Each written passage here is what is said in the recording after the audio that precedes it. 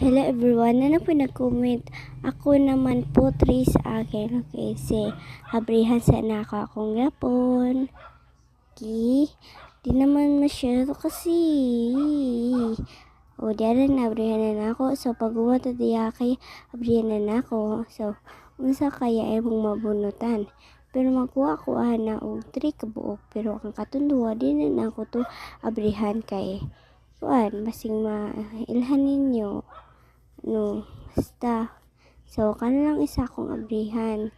So, akong basahon sa nakuha. So, lover na ni. Meron kang jowa. Kasi. Meron kang jowa. Sana all meron kang jowa. So, salamat po. Salamat sa pagtanaw.